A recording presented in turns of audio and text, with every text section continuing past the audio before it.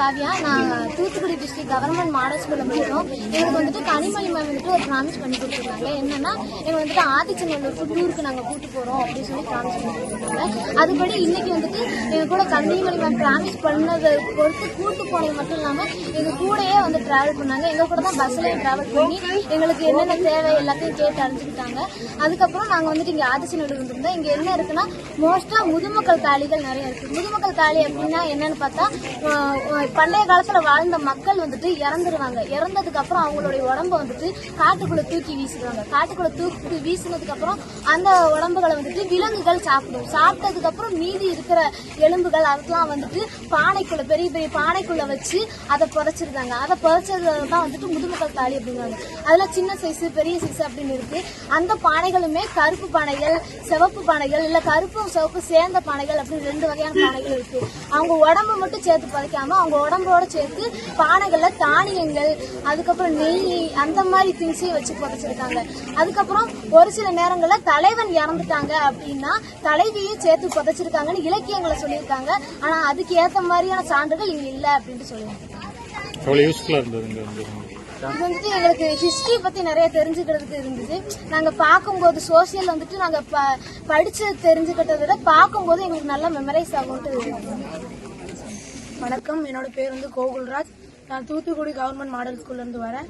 நான் வந்து 10th படிக்கிறேன். இன்னைக்கு வந்துட்டு நாங்க வந்து ஆதிச்சநல்லூர் பார்க்க வந்திருக்கோம். எங்களுக்கு வந்து கனிமொழி மேம் வந்து சொன்னாங்க ஆதிச்சநல்லூர் போய் பார்ப்போம், நல்லா இருக்கும் அப்படின்னு. சரி போய் பார்ப்போமே என்னதான் இருக்குன்னு சொல்லிட்டு நாங்களும் வந்தோம். மேம் வந்து காலையில இருந்து எங்க கூட தான் டிராவல் பண்ணாங்க. இங்க வந்தோடனே நாங்க ஃபர்ஸ்ட் வந்துட்டு அங்க ஒரு பிளாக்குக்கு போனோம். அங்க வந்து முதுமக்கள் தாலிகள் எல்லாமே இருந்தது. முதுமக்கள் தாலிகளை பத்தி நிறைய சொன்னாங்க. நம்மளுக்கு தெரியும் புதைக்கிற இறந்தவங்களை வந்து எப்படி அடக்கம் பண்ற முறைகள்லாம் 2 தெரியும். ஒண்ணு புதைப்பாங்க, இல்லாட்டி எதிர்ப்பாங்க. ஆனா இங்க வந்து பார்க்கும்போது தான் தெரியுது ஒரு 5-6 முறைகள்லாம் இருக்கு. அந்தந்த முறைகள் எல்லாம் செஞ்சிருக்காங்க. ஒரு முறை சொன்னாங்க இடுதலாம், காட்டுல போய் இறந்தவங்களை வந்து இட்டுருவாங்களாம். இட்டதுக்கு அப்புறம் பறவைகள் விலங்குகள் எல்லாம் சாப்பிட்டது போக மீதி வந்து தாலியில வந்து புதைச்சிருவாங்க. இன்னொன்று வந்து தாலியில் புதைத்தலாம், தாலியில வந்து முழு உடம்பையுமே வச்சு புதைப்பாங்களாம். புதைக்கும் போது நம்ம வந்து சாதாரணமா புதைக்கும் போது எல்லாத்தையும் எடுத்துட்டு தான் புதைப்போம். ஆனா இவங்க வந்துட்டு அவங்களுக்கு ஒரு மறு வாழ்வு இருக்கு, அவங்களும் வாழ்வாங்க அப்படின்னு சொல்லிட்டு அவங்க யூஸ் பண்ண திங்ஸ், அவங்களுக்கு பிடிச்சது அது மாதிரி வச்சிருக்காங்க. பார்க்கும்போது அவங்க யூஸ் பண்ண பொருள்லாம் நம்ம வந்து இப்போ ஒரு பொருள்லாம் சரி அந்த பொருள் அவ்வளவுதான் அப்படின்னு சொல்லிட்டு இருக்கோம். அவங்க வந்து அந்த ஒவ்வொரு பொருளுமே மல்டியா எப்படி யூஸ் பண்ணலாம். இப்போ ஒரு அந்த பொருளை வைக்கிறதுக்கு ஒரு பரன் கிடைச்சிருக்கு. அந்த பரன் வந்து மேல ஒரு வைக்கிறது, கீழே வைக்கிறது, அந்த மல்டி டேலண்டிங் அந்த டெக்னாலஜி எல்லாம் ரொம்ப யூஸ் பண்ணிருக்காங்க. பார்க்கும் போதே ரொம்ப வியப்பா தான் இருக்கு.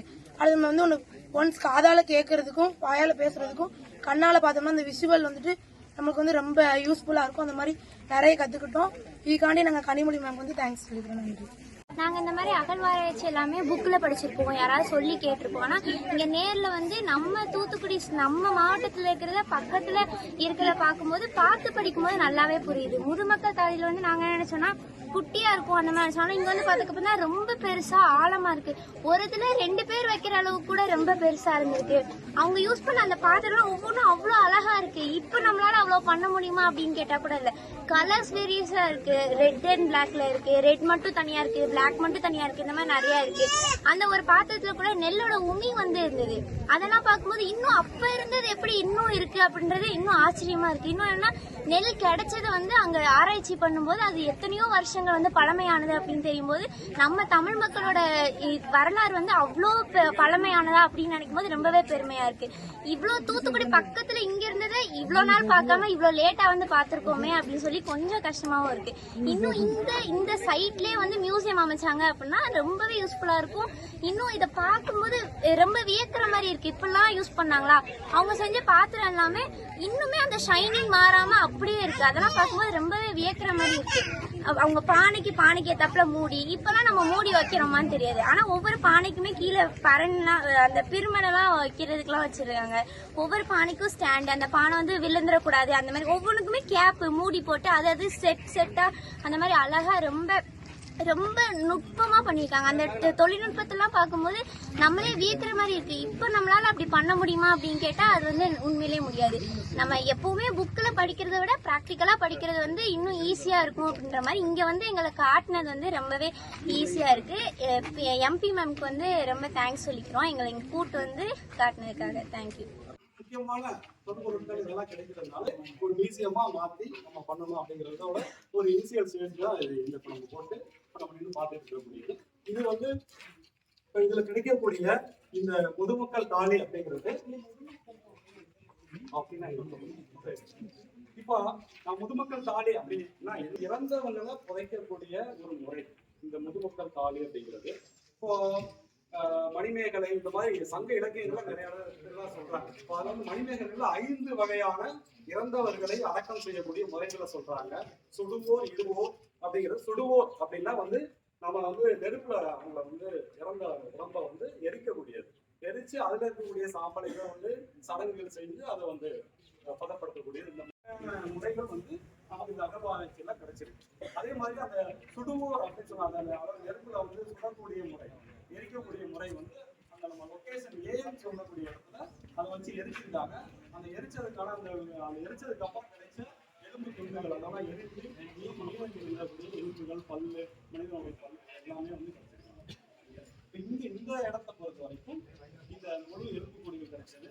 அது இல்லாம குறைக்கு எடுத்துக்கொண்டது எல்லாம் முழுமையா இருக்காது. இப்போ முதுமக்கள் தாலிகளை பாக்குறப்போ முழுமையான எலும்பு கூடு இருக்காது. எலும்பு கூடா இருக்காது. ஏதாவது ஒரு பகுதி மண்டை கூடு இருக்கும், கை ஒரு பகுதியில இந்த மாதிரி எலும்பு வந்து அதை பதிச்சிருப்பாங்க. அதுக்கு வந்து அதோட அசோசியேட்டடா புது அதாவது பயன்படுத்தப்படாத பானைகள், சின்ன சின்ன நீங்க பார்க்கலாம், சின்ன பானை பெருசா இருக்கக்கூடியது தான் வந்து தாலி.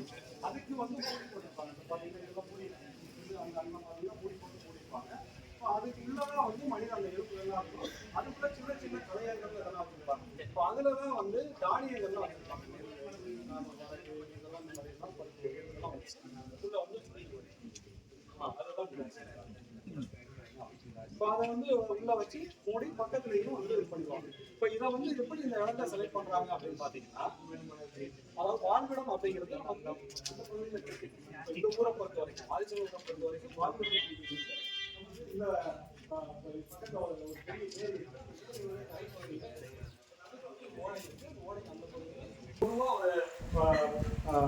ஒரு பானையை உருவாக்கக்கூடிய ஒரு விதம் இது. அந்த பிளாக் அண்ட் ரெட் கருப்பு சிவப்பு தாலிகள் அப்படிங்கிறது வந்து அது வேறு விதமான ஒரு இது. இப்போ அதுக்கு என்ன பண்ணுவாங்க, மொத்தமாக வந்து அதை உள்ள வந்து புகை மட்டும்தான் போகும், நெருப்பு போகாது.